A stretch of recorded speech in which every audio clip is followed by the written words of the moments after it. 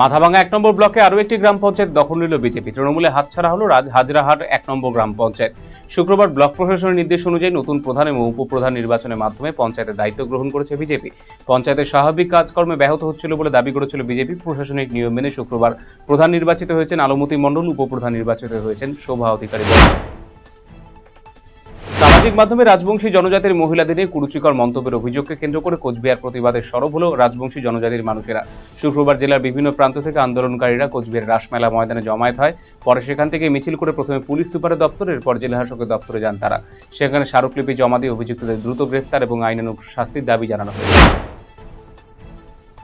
KLO এবং KLO লিঙ্কম্যানদের পুনর্বাসনের জন্য দেওয়া সরকারি চাকরিতে অনিয়মের অভিযোগ তুললেন তৎকালীন কেএলও এবং লিঙ্কম্যানদের একাংশ। তাদের দাবি, প্রকৃত প্রাপকদের বাদ দিয়ে কেএলও বা লিঙ্কম্যানদের সঙ্গে সম্পর্কহীন বহু ব্যক্তিকে চাকরি দেওয়া হয়েছে।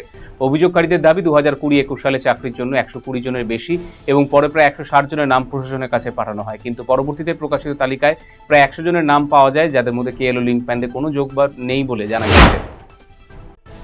রাজ্যে বিজেপি সরকারের 100 দিন পূর্তি উপলক্ষে বিভিন্ন কর্মসূচি পালন করা হচ্ছে দলের পক্ষ থেকে। শুক্রবার গাজলের ব্লকের বাবুপুর অঞ্চলের কাস্তর হাটখোলায় পথসভা অনুষ্ঠিত হলো উন্নয়নমূলক প্রকল্প নিয়ে। পথসভার মাধ্যমে জনসাধারণের কাছে সরকারের উন্নয়নমূলক কর্মসূচি, জনকল্যাণমূলক বার্তা তুলে ধরা হয়েছে। উপস্থিত ছিলেন গাজল বিজেপি 2 নম্বর মণ্ডল কমিটির সভাপতি অজয় বালা সহ অন্যান্যরা।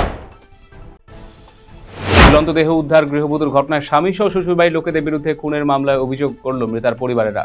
ঘটনাটি ঘটেছে মালদা হরিশ্চন্দ্রপুর থানার ডাঙ্গির এলাকায়। মৃত গৃহবধূর নাম ফিরদৌসী খাতুন। উল্লেখ্য, বছর 2 আগে মিসকিনপুরের বাসিন্দা ফিরদৌসীর সঙ্গে বিয়ে হয় ইমরান আলীর। সে ছিল ইমরান আলীর দ্বিতীয় পক্ষের স্ত্রী। অভিযোগ, বিয়ের পর থেকেই পণের জন্য স্বামী এবং শ্বশুরবাড়ির লোকেরা তার উপর অত্যাচার করত।